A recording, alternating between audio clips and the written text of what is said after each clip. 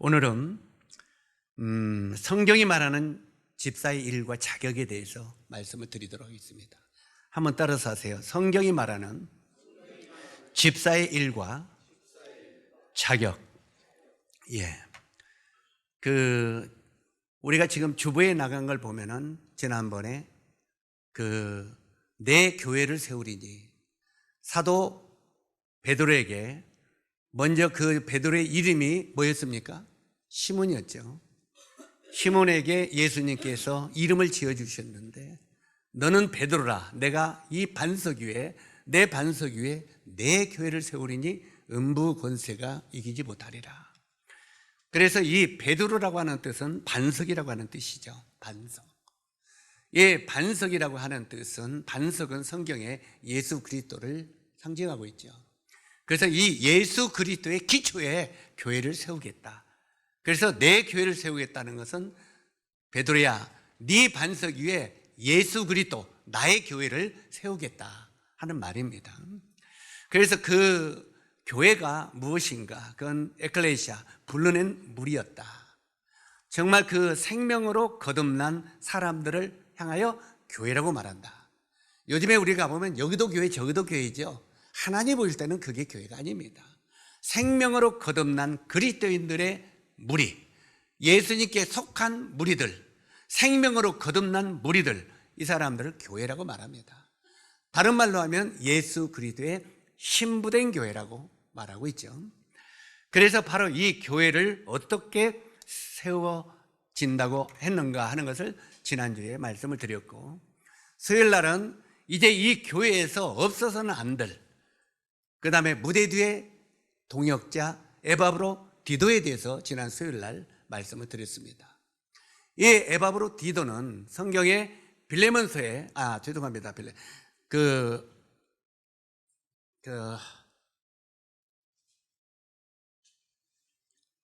빌립보서, 왜 이게 순간적으로 이제 깜빡깜빡하는 거예요. 이 빌립보서의 에바브로 디도는 한 단락이 나옵니다. 전체 이 에바브로 디도에서는 아주 짤막한 내용의 에바브로 디도에 대해서 말하고 있고, 그 에바브로 디도는 병들었다고 말했습니다. 그런데 그 병들었는데 하나님께서 교회와 그들에게 은혜를 베푸시기 위하여 그 병들어서 죽게 된 것을 하나님이 그 생명을 살려주었다. 그래서 이것이 오히려 교회로 말미암아 기쁨을 얻게 되었다 하면서, 이 에바브로 디도는 그는 나의 동역자였고 그는 나에게 없어서는 안 될 동역자였고 그는 훌륭한 존귀한 자였다 하고 사도 바울이 표현합니다. 바로 이 성경의 이 단락에 조금 더 기록이 되어 있는데, 그 에바브로 디도를 사도 바울이 뭐라고 표현했다고요? 존귀한 자라고. 적어도 우리가 성도들을 말할 때 참 그 형제님은 존귀한 자였다, 우리가 이렇게 표현할 수 있는 동역자가 있으면 얼마나 아름답겠습니까? 그래 안 그래요?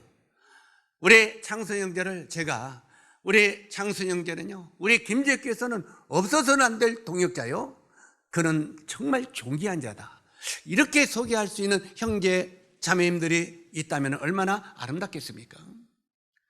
우리 형제 자매님들은 알지 못하겠지만 제가 전국에 전 세계에 나다 보니까 은연중에 정말 동역자들을 소개하기도 합니다. 우리 금제교회는 정말 없어서는 안 될 이럴 동역자들이 있습니다 하고 말을 합니다. 우리는 잘 모르죠, 누가 그런지. 그런데 실제로 이렇게 없어서는 안 될 훌륭한 존귀한 동역자들이 있다는 것은 너무너무 귀한 거잖아요. 사도 바울은 그렇게 말합니다. 그리고 특히 우리가 그 로마서 16장을 보면은 그 아굴라와 브리스가, 그는 나를 위하여 저들은 자기 목이라도 내줄 수 있었던 나의 동역자였다 하고 그렇게 표현하는 걸 볼 때 정말 얼마나 아름다운 동역자였던가. 바로 이런 동역자들로 말미암아 사도 바울이 정말 그 놀라운 교회를 개척하고 세우는 일에 꽃을 피울 수 있었다는 것입니다. 사랑하는 형제 자매 여러분, 저도 오늘 본문의 말씀을 나누기 전에 부탁을 드리고 싶은 것은, 제가 이제 조금 전에 말씀드린 것처럼 우리의 생애가 5, 6년 주님의 일을 하면 마무리하지 않겠나 생각을 합니다.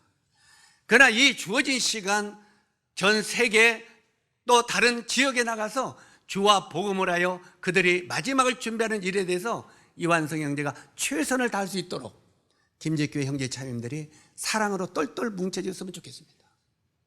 실제로 서로 판단하고 비방하고 하는 것보다는 서로 사랑하고 서로 격려해서 제가 어디를 나가도 교회에 대해서 조금도 염려하지 않고 항상 교회의 아름다움을 찬양하고 우리 김제교회 성도들은 존귀한 자들이다 하고 그들에게 소개할 수 있는 그런 지체들이 되기를 주님의 이름으로 부탁합니다. 그리고 여기에 이제는 제가 다음에 네팔에 가서 이제 이 집사 장로들에 대한 소개를 하기 때문에 이 말씀을 한번 짚어보기를 원합니다. 우리 신약 성경을 열어주셔서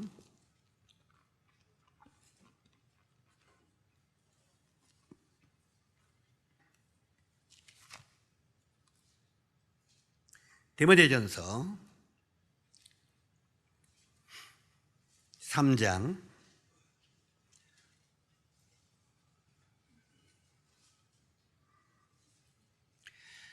이왕이면 오늘 주제가 집사들입니다만 앞에 장로들까지 같이 읽도록 하겠습니다. 3장 1절부터 13절까지 우리 같이 한번 교독을 하도록 하겠습니다. 미쁘다 이 말이여 곧 사람이 감독의 직분을 얻으려 함은 선한 일을 사모하는 것이라 하미로다.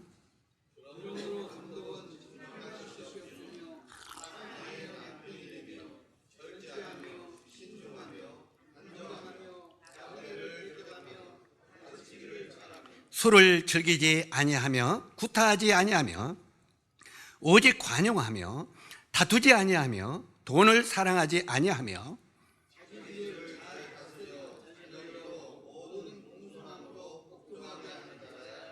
사람이 자기 집을 다스릴 줄 알지 못하면 어찌 하나님의 교회를 돌보리요.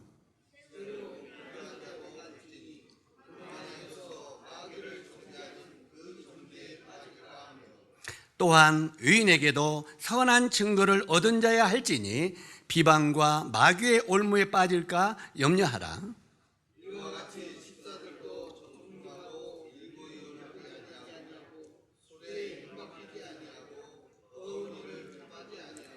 깨끗한 양심의 믿음의 비밀을 가진 자라야 할지니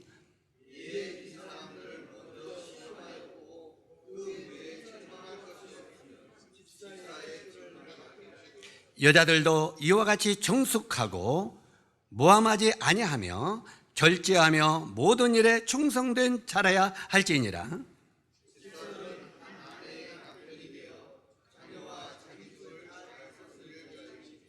집사의 직분을 잘한 자들은 아름다운 지위와 그리스도 예수 안에 있는 믿음의 큰 담력을 얻느니라. 아멘. 오늘 주제를 바로 성경이 말하는 집사의 일과 자격에 대해서 교제를 나누기를 원하는데, 우리가 일일이 찾지를 않겠습니다만 여기에 지금 조금 전에 읽었던 말씀이 주 핵심이 다 나와 있기 때문에 다른 데 있는 말씀들은 부수적으로 설명을 드리도록 하겠습니다.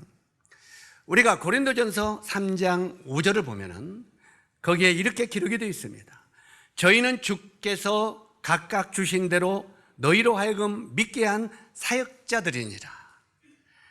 저희는 주께서 각각 주신 대로 너희로 하여금 믿게 한 사역자들이라 하는데, 여기에 나오는 이 사역자라고 하는 단어는 집사라는 말입니다. 사역자가 집사라는 말이고, 원래 이 집사는 식탁에서 시종두는 종을 일컬어 붙이는 단어입니다. 자, 집사가 이 사역자, 집사, 종, 이것은 그 가정에서 보면 그 큰 집에서 보면은 집사들이 있죠. 그 집안 살림을 돌보는 집사들이 있어 없어요? 그리고 그들은 이 식탁에 어떤 것들이 나와야 될까? 바로 이 식탁에서 시종드는 종을 일컬어 하는 단어가 집사입니다. 그러니까 결론적으로 집사라는 단어는 종이라는 단어입니다. 아멘? 종이라는 단어입니다. 이 단어가 신약에서 마태복음 20장 26절에 보면은 종으로 기록되어 있고, 그 다음에 로마서 13장 4절에 보면 대리자라고 기록되어 있고, 그 다음에 갈라디아서 2장 8절에 보면 사자로 기록되어 있고, 그 다음에 로마서 14장 1절에 보면은 집사로 번역이 되었습니다. 바로 이 집사는 교회를 섬기는 종이다, 이런 의미입니다. 자, 따라서 하세요. 집사는 교회를 섬기는 종이다. 예. 집사는 교회를 섬기는 종이라고 했습니다. 이게 집사의 기본입니다. 모범입니다. 가르치는 거예요. 초대교회는 성도들이 계속 증가되었습니다. 우리가 보면은 사도행전을 공부하다 보면 이 예루살렘 교회가 처음에 베드로의 강력한 전도로 말미암아 5,000명이 구원받고 15,000명이 구원받고 계속 구원받는 역사가 일어나는 걸 보게 되죠. 그러다 보니까 이 예루살렘 교회가 대형교회가 됐습니다. 대형교회가 되어가지고 굉장히 이제 그 대형교회가 되니까 헌금이 많이 나오고서 안 나오고 계세요. 자, 그 전에 참 어떻게 보면 부끄럽죠. 김제교회에서 그 헌금을 세무서 신고하라고 해서 그 신고 입금하다 보니까 우리 김제교회는요, 교회 헌금이 한 사람 월급도 안 되는 거예요. 한 사람의 월급도 안 되는 게 김제교회 헌금입니다. 이게 우리가 맞는 말입니까? 사실 부끄러운 말입니다. 요즘에 계속 문자적으로 보냈더니 외부에서는 형제님이 참 이 11조를 정말 저 위에서부터 차근차근 계속 수없이 많이 문자를 보냈군요. 참 정말 좋습니다. 외부에서는 연락이 많이 와요. 근데 우리 김제교에서는 부담스러운가 봐요. 외부에서는 굉장히 그렇게 가르치는 게 좋다고 하는데, 제가 문자를 한 500군데 보낸다고 했잖아요.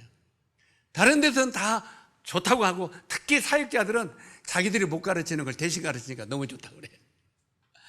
그런데 실제로 우리가 보면은, 자세히 우리가 보면은 각 교회 개인 성도들이 11조만 제대로 해도 교회는 궁핍하지 않습니다. 그래, 안 그래요? 절대 교회가 궁핍해지지 않습니다.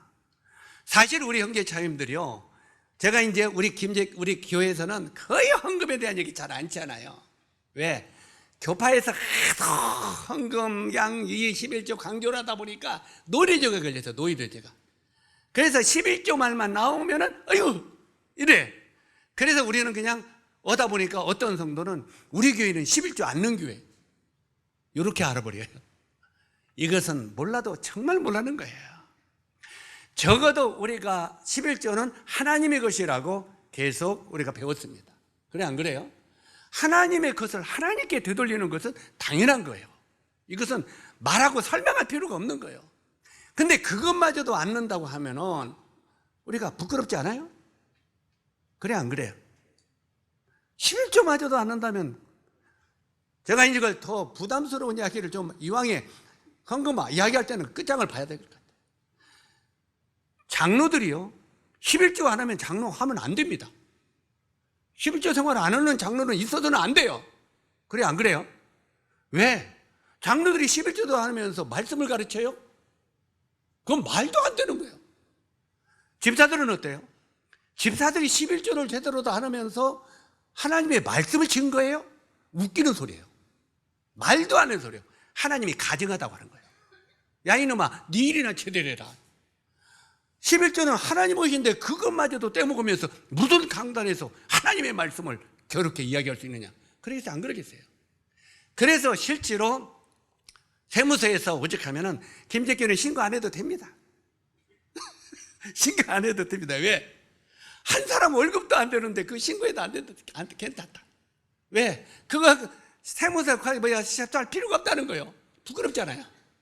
어떻게 보면은 와서 진짜 뭐 잘하는지 못 하는지 따지야 오는 건데 그것도 안 되니 부끄럽잖아요. 실제로 우리가 교회 리더가 될 때는 적어도 11조 생활은 몸에 배야 됩니다. 정말 배야 됩니다. 이것이 안 된다고 하면은 과연 일꾼으로서 자질이 없는 것입니다. 우리가 만약에 이것이 정리가 안 된다면 장로들 그만두세요. 기자도 그만두세요. 그 정도도 안 한다면. 왜? 가르칠 수 있는 자격이 없기 때문에 그렇습니다. 자, 이것은 부담스럽게 받아야 돼요. 그냥 이걸로 부담하고 판단해도 괜찮아요. 그거 갖고 어디 가서 송사해봐야 본인만 부끄러워져. 왜? 전부 다 그걸 알기 때문에. 어느 교회 가서 이야기해도 그래? 그러면 당신이 잘못했구만. 우리 김제교회 이영재님이 마음이 편했어. 왜? 30년 동안 말도 안 듣더니 요즘에 11조에 계속 강조라는. 마음이 편했다고. 가서 한번 이야기해 보세요. 그러면 다른 곳에서 여러분을 책망할 겁니다. 얼마나 그걸 하나님의 것을 안 했으면 이영재님 입에서 그게 나오겠냐고. 그렇지 않겠습니까? 실제로 이런 것들이 말하고 있습니다. 그래서 여기에 초대교회는 성도들이 계속 증가함으로 초대교회를 효율적으로 다스리고 복음을 원하게 전하기 위해서 조직이 필요했습니다.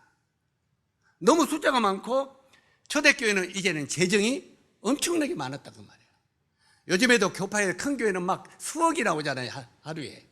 그런 걸 부러보지는 않습니다. 그러나 여기에 초대교회도 이렇게 많이 나왔기 때문에 조직의 필요성을 느꼈는데 그 조직 중에 하나가 집사제도입니다.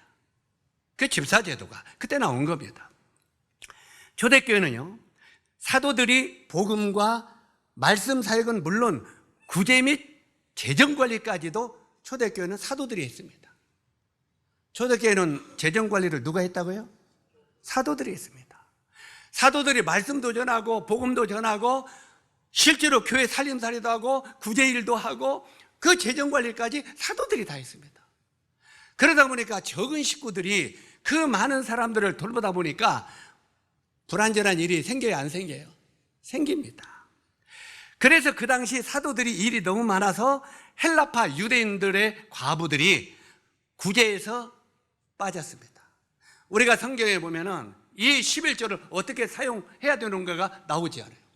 거기 보면 첫 번째 제사장들과 레위인들의 생활로 해를 줘라. 레위인의 생활. 왜냐하면 초대교회 그 당시에 구약에는 레위인들은 분복을 하나님께 받았어요, 안 받았어요? 안 받았어요. 그들은 이제 그 땅도 분깃을 받지 않고 그 사람들이 11조를 이스라엘 백성들이 내는 걸 가지고 레위인과 제사장들이 먹고 살았다 이 말이에요.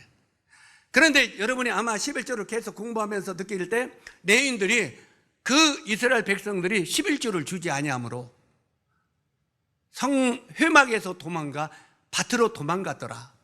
우리 그 문자에서 봤어요, 안 봤어요? 문자에서 봤죠? 성막에서 나와서 밭으로 도망갔더라. 그게 무슨 뜻입니까? 왜 밭으로 도망갔겠어요?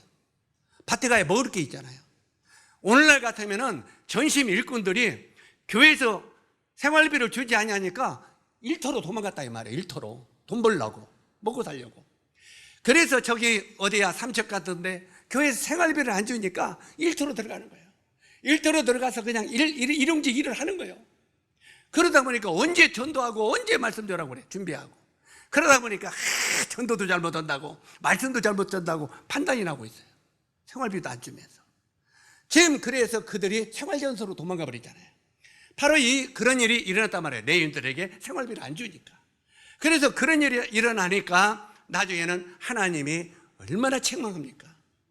그들을 망하게 해버려요. 그러다 보니까 나중에 하나님이 책망하고 해가지고 나중에 그것을 정상적으로 돌이켜서 레위인들이 돌아와서 그 성막에서 그 일을 다시 하도록 그렇게 하는 걸 보게 돼요. 그런데 거기에 레위인들뿐만 아니라 과부들과 고아들도 돌아보라. 실제로는 11조를 가지고 과부들과 돌아봐. 근데 과부들하고 혼자 사는 과부들을 돌아보란 말은 결코 아닙니다. 성경에 그 정확하게 가르치고 있어요. 60 이상 된 과부들 중에서 가족들이 돌아봐 줄 사람이 없는 사람들. 가족들이 돌아봐 줄 사람이 있어요, 없어요? 있어요? 그러면 구제에서 빠져. 예, 그 가족들도 돌아봐 줄 사람도 없고 혼자 사는데 생활비가 어렵단 말이에요. 이런 사람들을 교회 11조로 도우라고 말이에요. 성경은 구체적으로 도울 것을 가르치고 있는 거예요. 그런데 그 당시 헬라파 과부들이 있었고 유대파 과부들이 있었어요. 히브리파 과부들. 히브리파 과부들은 정통 유대인들이고 그 다음에 이 헬라파는 이방인들이에요. 이방인들 중에서 구원받은 사람들, 유대인들 중에서 구원받은 사람이 있는데 손이 안으로 굴렀는지 어쩌는지는 잘 몰라요. 내가 초대교회 안 가봤으니까. 그런데 헬라파 과부들이 구제하는데 좀 빠졌단 말이에요, 구제를. 그러니까 헬라파 일꾼들이 막 들고 일어났어. 어떻게 우리 헬라파는 이 어려운 이 사람들을 안 도와봐주고 왜 히브리파만 도와주냐 해가지고 막 교회에 분란이 일었다 이 말이야, 교회가. 그러니까 그 당시 베드로나 사도들이 우리가 기도하고 말씀 전하는 것이 우리가 주 임무인데 이 일을 고다하고 우리가 이런 재정 이렇게 분배하고 이런 데 가져다 보니까 이런 일이 일어난다. 그러면서 성령의 충만한 사람들, 사람들에게 존경을 받는 사람들 7명을 뽑죠. 7명을 뽑죠. 7 집사를 뽑습니다. 7 집사를 뽑는데 거기에 어떤 집사를 뽑았습니까? 먼저는 성령의 충만한 자들을 뽑았습니다. 그리고 두 번째는 사람들에게 존경을 받고 사람들에게 인정을 받는 사람들을 세웠습니다. 이게 집사들을 세우는 원칙입니다. 그래서 이 집사들은 먼저는 이 사람들에게 인정을 받아야 돼요. 그래서 성령에 또 충만한 자를 세웠다고 그랬어요. 왜 집사를 세우는데 성령이 충만한 자를 세웠겠습니까? 만약에 집사에 가지고 재정만 수입을 수입 지출만 쓰는 것이 집사라면 아무라도 세우면 안 됩니다. 여상 출신 여자나 남자 형제들 여상 나오는 여상이나 그 상고 나온 형제나 자매들 이 사람들 세워놓으면 수지 계산 잘해요, 안 해요? 너무너무 잘해요. 그들은 성령 충만 안 해도 잘해요. 그래서 이 교회 집사들이 그 재정을 집어넣고 나가고 요것만 관리하는 게 집사라면 그 계산에 밝은 사람들을 세우면 되는 거예요. 그래요, 안 그래요? 그런데 어떤 자를 세우라고요? 성령의 충만한 자를 세우라. 왜 성령의 충만한 집사들을 세우라고 했겠습니까? 바로 영적으로 바로 분별하고 바로 볼 줄 아는 사람이 된다는 거예요. 영적으로. 이해 가십니까? 바로 이 교회의 부흥을 위하여 어떤 것이 우선순위고 어떤 것이 정말 교회 하나님이 보시기에 가장 아름다운 것인가. 그래서 집사들은 적어도 기도해야 돼요. 재정을 놓고 기도하고 재정이 딸리면 그걸 위해서 기도하고 그래서 이 재정이 풍성하게 하고 주와 복음과 교회를 부흥시키는데 귀하게 사용되도록 하나님 도와주십시오 하면서 그 일에 대해서 기도해야 되죠. 기도도 안 하고 말씀도 안 보는 집사들을 세우면 되겠습니까? 안 되겠습니까? 안 되는 거예요. 적어도 하나님의 말씀을 분별하고 정말 이 교회의 부흥을 위하여 이 재정을 어떻게 쓰는 것이 주님 옳은 것입니까? 무릎을 꿇고 기도할 줄 아는, 항상 하나님과 동행하고 걸어갈 줄 아는 이런 집사들을 세우라는 거예요. 그래서 성령 충만한 자들을 세우라고 말하는 거예요. 이해 가십니까? 여기에 오해 없길 바랍니다. 실제로 그러면은 우리 가운데 충만한 자가 누가 있어? 하고 따지지 몰라요. 그렇게 판단하는 자체가 충만하지 않은 거예요. 그런 사람이 있도록 기도해야 되는 거예요. 그래, 안 그래요? 그냥 우리는 누가 자격 있는 사람이 있어요? 아무도 없죠. 그 사람 자체가 안 돼요. 그거 하면 안 돼. 실제로 그렇게 되기를 기도하는 사람이어야 돼요. 그걸 놓고 기도하는 사람, 이런 사람이 해야 된다고 말하고 있는 것입니다. 그래서 여기서 재정을 그렇게 해서 감당케 했습니다. 사도행전 6장 3절에 보니까 형제들아 너희 가운데서 성령과 지혜가 충만하여 칭찬 듣는 사람 7을 택하라. 여기 답이 나와 있잖아요. 이미 성경에 어떤 집사들을 어떻게 세워야 되는가가 정확하게 답이 나와 있어요. 우리가 판단하고 토론할 것이 없어요. 성경은 정확하게 답을 제시하고 있기 때문에. 이 말은요, 장로들은 재정을 관여하지 말고 집사들은 말씀과 복음사에게 관여하지 말라는 것은 결코 아닙니다. 오해 없기를 바랍니다. 장로들은 재정을 관여하지 말라고? 아닙니다. 원래 재정 관리는 장로들의 의무입니다. 그런데 그것이 기도와 말씀을 전하는데 다른 일에 그 삶을 드리기 위하여 충만한 자들에게 재정을 맡긴 것입니다. 그래서 실제로 여기에 보면은 말씀과 복음사에게 관여하지 말라는 거 아니에요. 우리가 그 당시에 집사로 뽑혀 있던 빌립, 스데반, 복음 잘 전했어요, 안 전했어요? 스데반은 복음 전하다가 돌로 맞아 죽었어요. 그래, 안 그래요? 근데 그 스데반의 설교가 그 사도행전에 나와요, 안 나와요? 사도행전에 스데반 그 집사의 설교가 나오는데 창세기서부터 예수님의 십자가의 죽음까지 연대기정 설교가 쫙 기록되는 걸 봐요. 그걸 볼 때 여러분 뭘 느낍니까? 스데반은 성경에 정통한 사람이었구나. 그래, 안 그래요? 스데반 집사는요, 성경에 정통한 사람이었어요.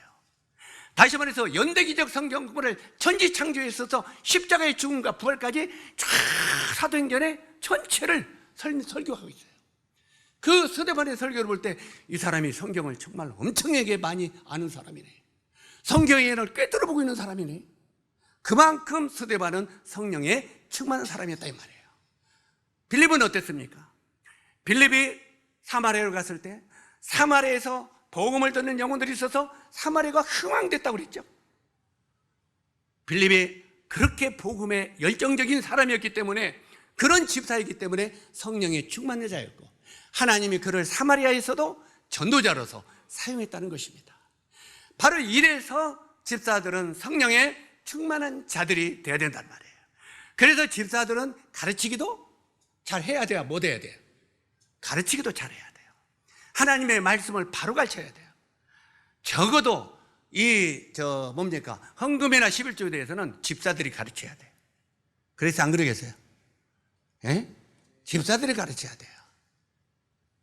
그것을 제가 가르쳐가지고 형제님이 복음도 안 전하고 그냥 재정 이야기만 한다고 하지 말고 집사들이 그 얘기를 가르치는 거예요. 그만큼 빌립과 스데반은 성경에 정통한 사람이었단 말이에요.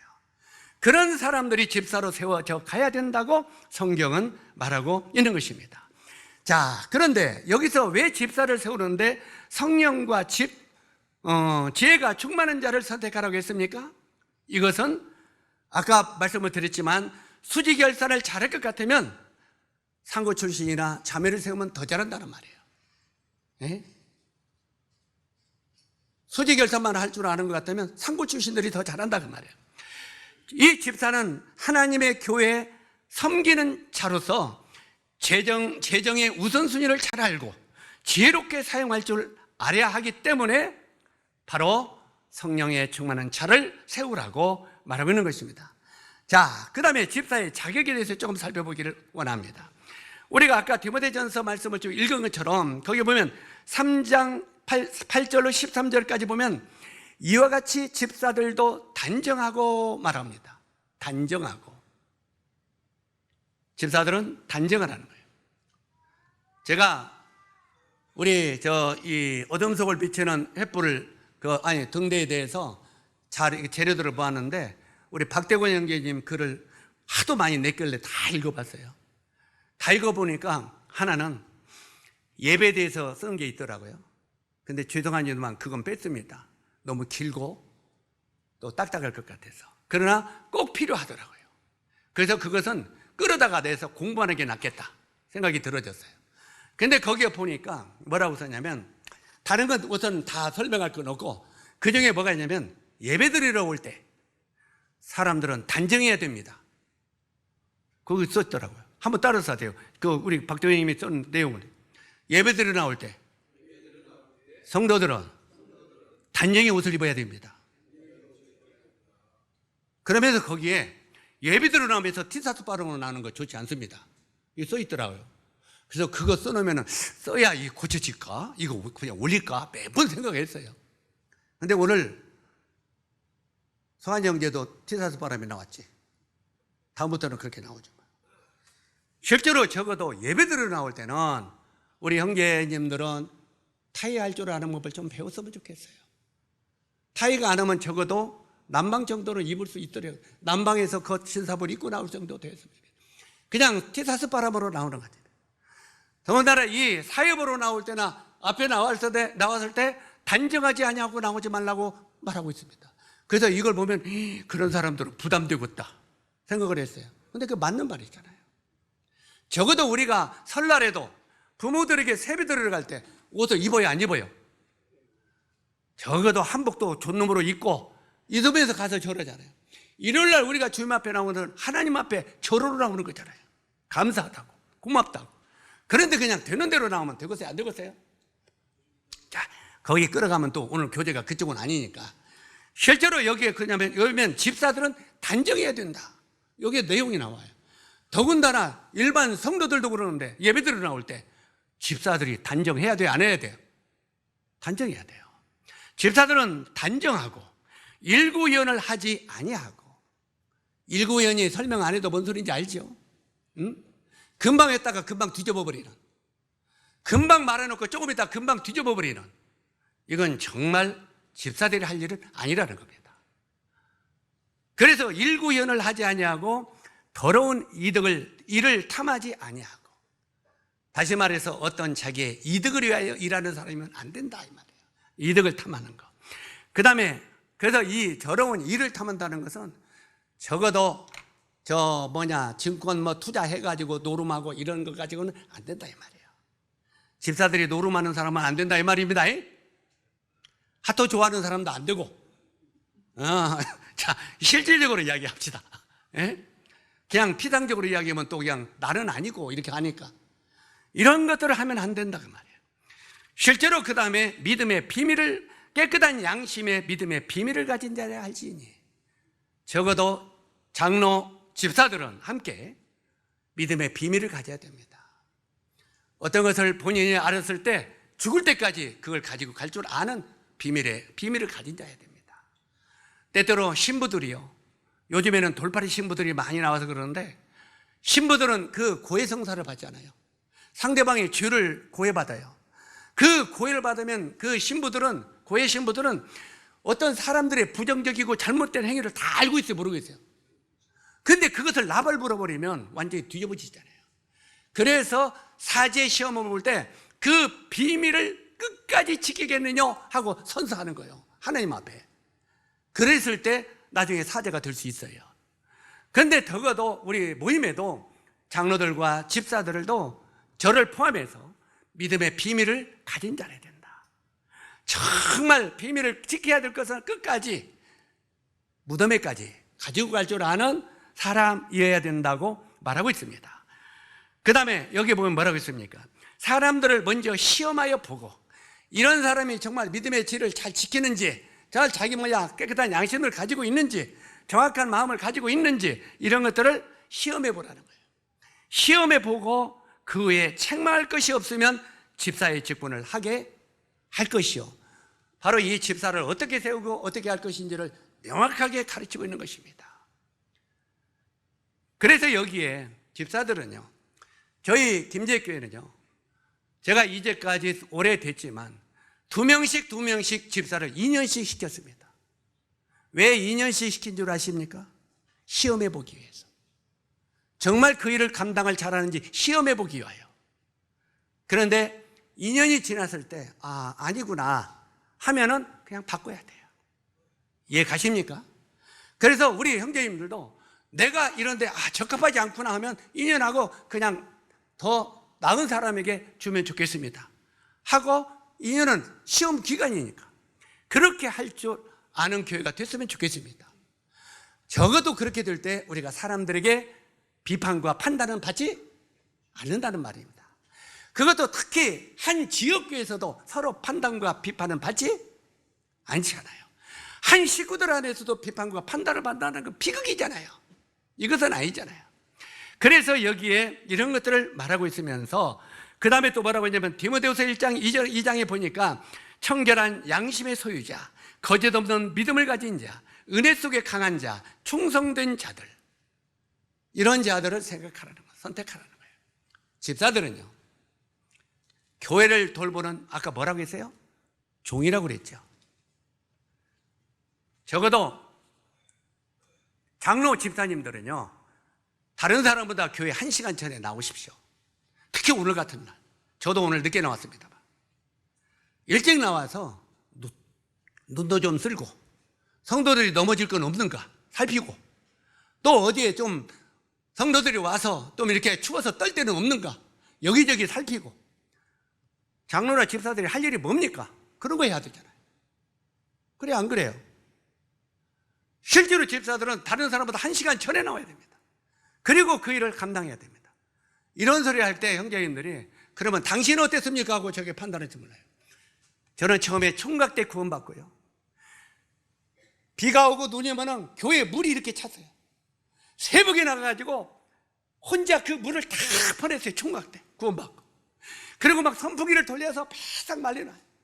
말려가지고 그 당시에는 바닥에 그냥 그 방석을 깔고 앉았는데 그게 젖으니까, 그래 젖어가지고 그걸 불기에 안 켜놔가지고 그걸 이제 올려놨다가 꼬득꼬득해지면 닦고 해가지고 나중에 하면 성도들이 나중에 에이 이게 뭐 쿠키한 냄새가 난대요 이러면서 들어오는 거 보면 속이 막 내버려 버릴까, 막 이런 생각이 나요. 내버려 버릴까. 새벽부터 와가지고 꼬득꼬득 맞춰놓으면은 뭐야 쿠쿠한 냄새가 난다고 그러고 들어요. 그래서 제가 결혼하고 나서도 정말 사라 한나를 제대로 같이 나온 적이 없습니다. 먼저 교회에 혼자 오니라고. 그래가 우리 자매가 나한테 많이 원망했죠. 예? 이렇게 무거운 짐 놓고 혼자 간다고. 그러나 교회를 섬기고 교회를 돌보는 일, 총각 때부터. 그러다 보니까 결혼해서 보니까 점점 그 일을 충실하다 보니까 성도들이 아주 젊은 날부터 강단에 1시간씩 쓰라고 하더라고요. 일요일날. 왜요? 돈이 되니까.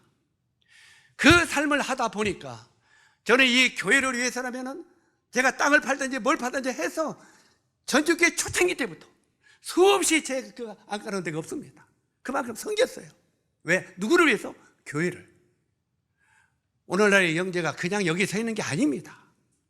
실제로 이 섬기는 깃털이 되어졌기 때문에 지금은 어느 데 가서 어느 나라에 가서도 믿음 안에서 하나님 앞에서 당당하게 말할 수 있는 것입니다. 떳떳하게. 적어도 집사 장로들은 적어도 우리 지역교회 안에서는 당당하게 떳떳하게 양심에 바르게 말을 할 수 있어야 됩니다. 이걸 지금 말하는 것입니다. 은혜송하고 충성된 자야 된다 하고 말합니다. 이런 자들을 선택해서 안수해서 기도해서 그 당시에는 세웠다고 말하고 있습니다. 그 다음에 집사의 인격에 대해서 조금 설명을 드리기를 원하는데, 집사는 주님의 주권을 인정하고 인격을 갖춘 섬기는 종이 되어야 된다고 말합니다. 섬기는 종, 그리고 인격이 갖춘 자여야 된다. 우리가 제가 메시지를 몇 번 전했습니다만 사무엘상 18장 5절에 보면은 다윗이 군대 장관이었어요. 사울 왕이 다윗 왕을 군대 장관을 시켰어. 왜? 전쟁에 나가서 승승장구하니까. 그런데 어느 날 사람들이 이 다윗을 더 따랐어, 사울 왕보다. 그러다 보니까 사울 왕이 다윗을 뭘로 강등시켰습니까? 천부장으로 강등시켰어. 육군 참모총장을, 이바자면 그 3군 참모총장을, 그 당시에는 거기는 해군이 없으니까 육군 참모총장을 연대장으로 강등시켜버렸어요. 연대장이면 대령이죠. 자, 별 4개를 별을 따버리고 무궁화 3개를 달아서 천부장으로 강등시켜서 보냈어요. 여러분 같으면 어떻게 했어요? 우리 김광희 같으면 어떻게 했어요? 대장 계급을 띄워버리고 대령 계급을 시켜서 연대장으로 좌천시킬 때, 나하고 그만하자는 거구나, 이제 끝내자는 거구나 하고 다 옷 벗어서 내놓고 그만두겠습니다. 그러겠어요? 안 그러겠어요? 우리는 그럴 겁니다. 이게 우리의 인격입니다. 그런데 다윗은 어땠습니까? 하나님이 나를 천부장으로 보냈구나.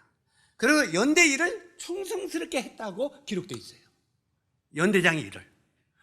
내가 참모총장이면 뭐고 연대장이면 뭐냐, 소대장이면 뭐냐, 하나님이 나에게 일을 맡겼다면 이 일에 내가 최선을 다하겠다. 이게 다윗의 인격입니다.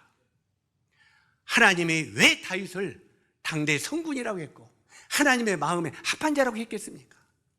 그는 그런 어떤 직책이나 이런 것에 관여하지 않았어요. 그러면서 이 다윗은 무슨 마음을 가느냐면 이 모든 일은 나는 하나님 앞에 행한다고 생각한 거예요. 이게 중요한 겁니다. 여러분, 사람을 얼굴을 기쁘게 보이려고 일하지 마십시오. 하나님 앞에서 행한다고 우리가 어떤 일을 행하십시오. 내가 장로 일을 하든지 집사 일을 하든지 어떤 리더 일을 하든지 어떤 일을 하든지 간에 내가 일을 하나님 앞에서 행하는 사람이라는 걸 인정하시기 바랍니다. 내가 이걸 하는데 누가 볼까? 누가 나를 알아줄까? 이 앞에 사람 앞에 생각하지 마십시오. 그것은 무너집니다.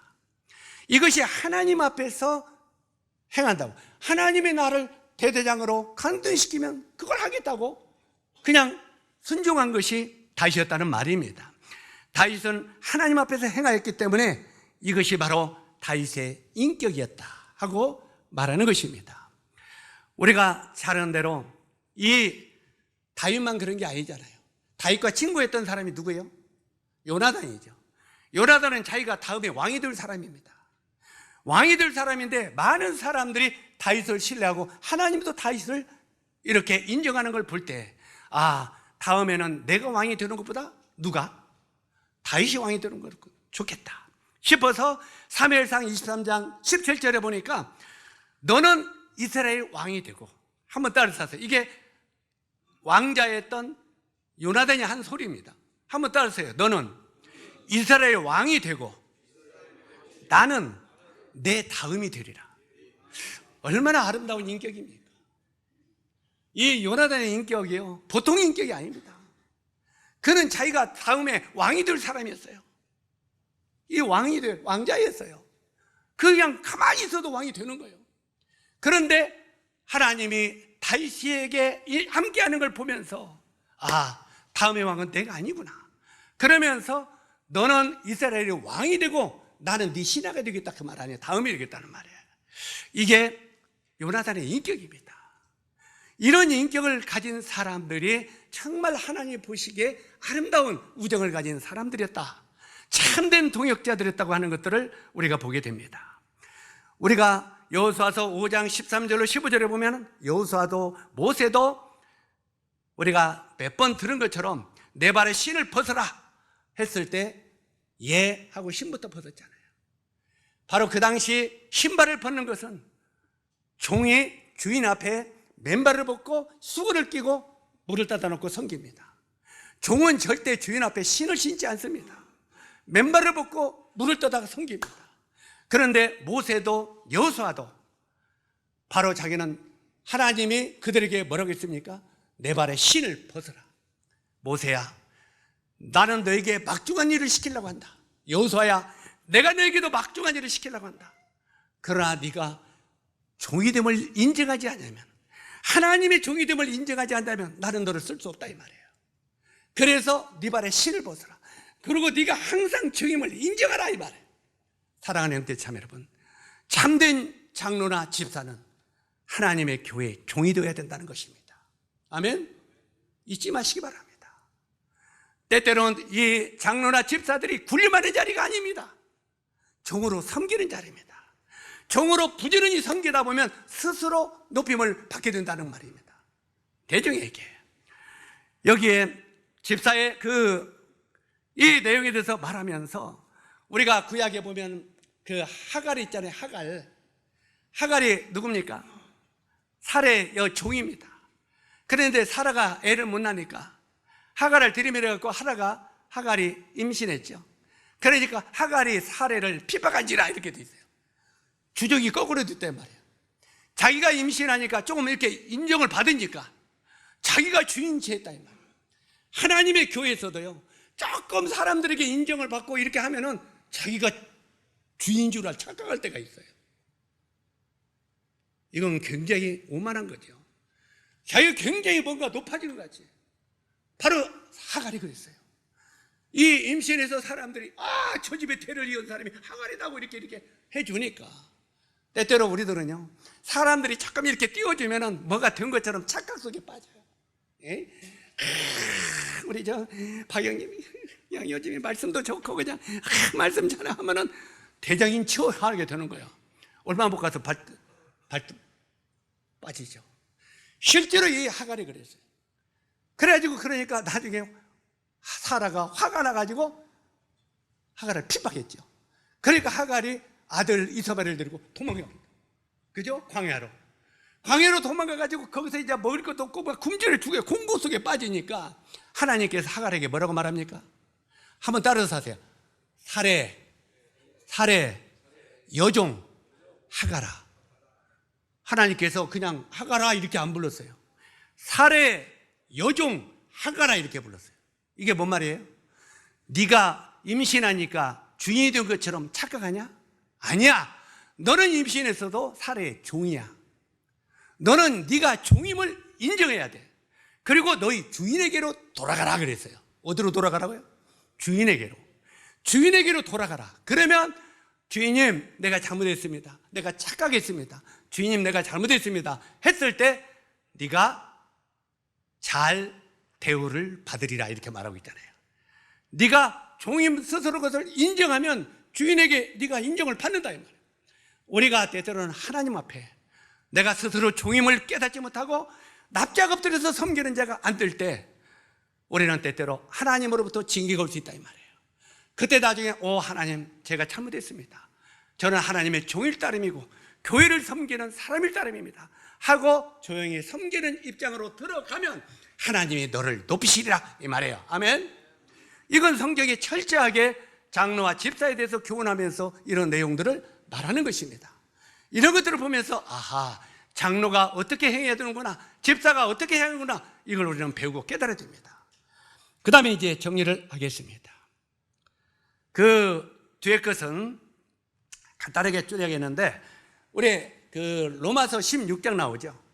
이 로마서 16장은 그 교회의 축소판입니다.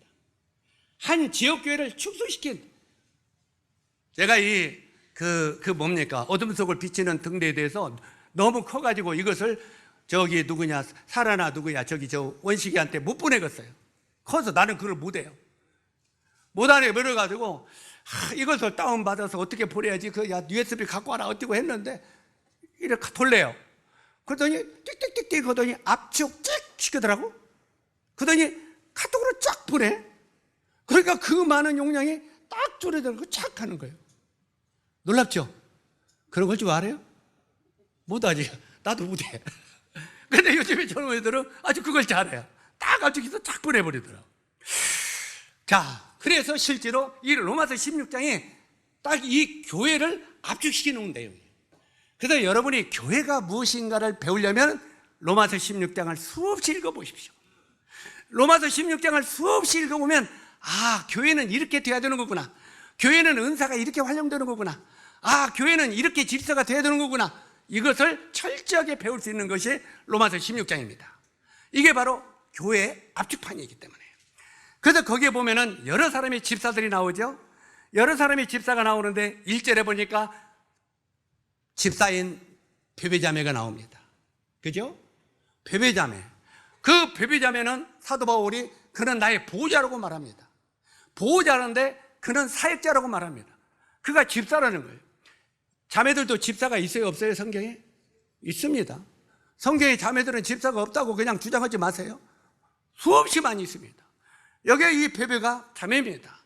동역자. 그리고 그 다음에 3절에 보니까 상담 및 물질의 동역자 브루스가와 아굴라가 나옵니다. 그 다음에 12절로 13절에 보니까 어려운 지체들을 찾아 돌보는 버시 형제가 나옵니다. 그 다음에 17절과 19절에 보니까 어려움을 끼치는 지체들을 바로잡고 장로들을 송사하지 못하도록 도와주는 집사도 있습니다. 장로들을 송사하지 못하도록 도와주는 집사도 있다니까요, 이 성경에. 집사들이 장로를 송사하지 못하도록 보호해주는 역할을 하고 있어요. 그런데 우리는 이런 것들을 철저히 배워야 됩니다. 우리가 이런 성경의 질서와 가르치는 걸 제대로 배우지 못하고 우리가 성경을 좀 안다고 착각하면 안 됩니다. 이건 진짜 그만한 겁니다. 성경이 말하고 있죠. 알지 못하면서 아는 체한다. 그리고 마음만 높아져 있다고. 굉장히 이건 무서운 거예요. 실제로 그래서 여기에 보면은 이 여러 사람이 나오는데 어려움을 끼치는 지체들을 바로잡고 장로들을 송사하지 못하도록 도와주는 집사가 있습니다. 그리고 22절에 보니까 문서 및 전도 자료를 수집해주는 더디오 집사도 있었습니다. 그 다음에 23절에 보니까 교회 재정을 잘 경영하고 잘하는 에라스도 정도 집사들입니다. 이 재정들을 잘 관리해서 정말 지혜롭게 사용하는 집사들도 있었습니다. 집사는요, 그 교회 재정만 돌보는 게 집사가 아닙니다. 때때로는 집사들도 전도도 하고 집사들도 상담도 하고 집사들도 봉사도 하고 하는 것입니다. 우리는 때때로 재정만 보는 사람이 집사라고 아닙니다. 여기는 수없이 많은 종류의 집사들이 있는 것을 보게 됩니다. 집사는 여기에 보면은 이제 그 맡겨진 일을 얼마나 지혜롭게 했는가에 따라서 하나님의 상급을 주신다고 말하고 있습니다. 이걸 우리가 알아야 돼요. 왜 하나님 앞에서 행해야 되냐면 내가 맡은 이 일을 나중에 우리는 하나님 앞에서 평가를 받게 된다는 거예요. 아멘. 내가 장로 일을 맡았으면 여러분들이 평가하지 마세요. 하나님이 평가하신다는 거예요. 나중에 하나님이 너는 그 일을 왜 충성스럽게 하지? 못했어. 너는 상급 없어. 그 평가도 누가 해요? 주인 되신 하나님이 하신다는 거예요. 그래서 이 하나님 앞에 우리 모두가 평가를 받는다는 거예요. 장로들도 네가 맡은 부분을 잘 했느냐 못했느냐 하는 건 하나님의 심판을 받게 돼 있어요. 이해 가십니까? 우리가 심판 자리에 닿지 마세요. 그리고 집사들도 마찬가지예요. 그 집사 일을 잘했느냐 못하느냐 그 심판은 하나님이 하시는 거예요. 그래서 우리는 누구 앞에서 행하라고요? 하나님 앞에서 행하기를 힘쓰라고 말하고 있는 거예요. 사람 앞에서 하려고 하지 말고, 사람 앞에 평가받으려고 하지 말고, 하나님 앞에서 내가 일을 바로 했는가 하는가, 그분이 일을 잘했으면 상급을 주신다고 했고, 잘못했으면 나중에 책망하신다고 했으니까 그분 앞에서 행하기를 하라는 거예요. 그 맡겨진 모든 일이 얼마나 지혜롭게 했는가를 따라 상급이 하나님께로부터 주어질 것입니다. 그 다음에 마지막으로 디모데전서 3장 13절에 보니까 집사는 더러운 일을 탐하지 아니하고 이렇게 말합니다. 더러운 일, 우리가 대표적으로 더러운 일을 탐하다가 멸망으로 떨어진 사람이 나오죠? 누굽니까? 재정집사 하다가 가룟 유다죠. 가룟 유다가 더러운 일을 탐하다가 비극으로 떨어져 버렸어요.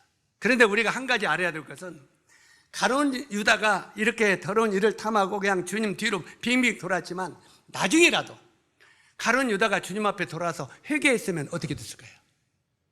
회개했으면 그가 구원 받았겠어요? 못 받았겠어요? 충분히 구원 받았습니다. 하나님, 제가 하나님 앞에 잘못했습니다. 하나님 저를 긍휼히 여겨 주십시오.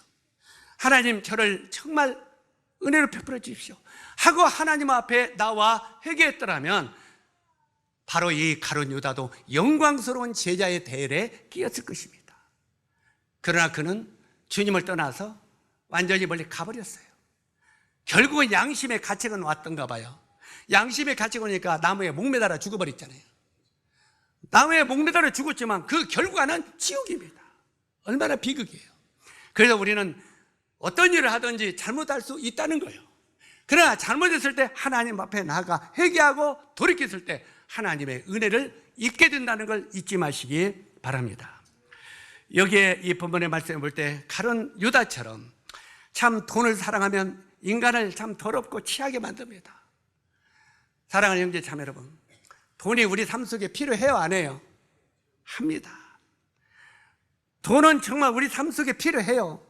그러나 실제로 이 돈을 사랑하면 이 돈이 우리 인간을 진짜 더럽게 하고 치사하게 만듭니다. 돈은 귀한 건데 돈을 사랑하게 되면 정말 사람을 치사하게 만든다니까요. 사람을 더럽게 만든다니까요. 그래서 돈을 사랑하면 일만 악의 뿌리가 된다는 거예요. 돈은 필요합니다. 한번 따라서 하세요. 돈은 필요하나 사랑하지는 말자. 자, 이게 뭔 말인지 깨달음이 들란가 모르겠어요. 주일날 예배 드리는 것마저 포기하고 돈 버는 데 가지 말라는 말이야. 부담돼요? 하나님 앞에 일주일에 한 번 예배 드리는 것마저도 포기하고 그 돈 쫓아가지 말라는 거예요. 이건 치사한 거된단 말이에요. 하나님 앞에 우리 사람이 치사하게 돼요. 그래서 돈은 우리 삶 속에 필요하지만 돈을 사랑하면 이 돈이 사람을 정말 치사하게 또 더럽게 이렇게 만든다는 걸 기억하시기 바랍니다. 돈이라고 하는 것은 사람에게 거짓을 말하게 하고 돈이라고 하는 것은 영적 도덕적 눈을 어둡게 만듭니다. 돈은요 영적인 눈을 어둡게 만들어요. 여러분 정말 돈에 대해서 자유로우면요 어디 가서 말하는데 당당해져요. 이건 제 경험입니다. 사랑하는 형제 자매 여러분, 내가 돈에 대해서 정직하고 깨끗하면요 어디 가서든지 당당하게 말할 수 있어요. 그런데 돈에 대해서 깨끗하지 못하면 항상 말할 때 이렇게 움츠리게 돼요. 당당하지가 못해진단 말이에요. 그래서 돈을 사랑하지 말라는 거예요. 왜? 이 돈이 일만하게 뿌리가 되기 때문에. 돈은 필요하지만 정말 우리 도덕적인 눈을 어둡게 만드는 것이 돈이라는 걸 잊지 마시기 바랍니다. 그리고 가룟 유다를 볼 때 가치관을 잃어버린 이 유다의 비극의 사나이가, 유다는 비극의 사나이가 되어버렸잖아요. 얼마나 이 돈을 쫓아가고 돈을 사랑함으로 가룟 유다가 비극의 사나이가 되어버렸어요. 이건 정말 부끄러운 일이잖아요. 정말 이 가룟 유다가 천국에 입 맞추고 지옥으로 떨어지는 어리석은 영웅이 되어버렸잖아요. 우리가 그렇게 돼서는 안 된다는 거예요. 자, 돈에 대한 욕심으로 자신의 생애가 비극으로 끝난 가룟 유다의 슬픈 이야기를 통해서 우리가 사는 목적이 무엇이고 어떻게 살아가야 할 것인가를 장로들이나 집사들에게 던져주고 있는 말씀인 것을 기억하시기 바랍니다. 장로들이요, 복음이나 말씀에 전무하지 아니하고 재정에만 관심을 가질 수도 있습니다. 장로와 집사는 주님의 청지기로서 하나님 앞에서 이 일을 지혜롭게 행해야 됩니다. 이 말씀이 우리 모두에게 유익이 되기를 바랍니다. 조금 마음에 짐이 될 수도 있지만 이 말씀이 우리 형제 자녀들에게 참으로 유익이 되는 그런 말씀이 되었으면 합니다. 기도하겠습니다.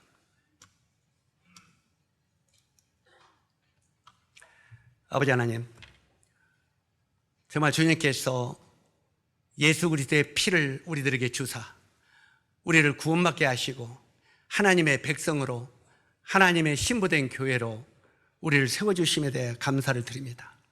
그러나 이 주님의 교회가 하나님을 섬기고 주님 앞에 달려갈 때까지 주님은 우리들에게 정말 장로들을 세우고 집사들을 세우고 또 많은 리더들을 세우도록 했사온데, 모든 리더들이 정말 우리들에게 주신 그 자격과 이를 충실히 행할 수 있는 저희들이 되도록 도와주시기를 원합니다. 그러므로 주님 앞에 우리가 서는 날, 잘하였다 착한 종아, 네가 적은 일에 충성하였으니 많은 것을 차지하라고 하는 이런 음성을 듣는 우리 모두가 되도록 도와주시기를 원합니다. 우리 주 예수 그리스도의 귀하신 이름으로 아버지 하나님께 기도드리옵나이다. 아멘.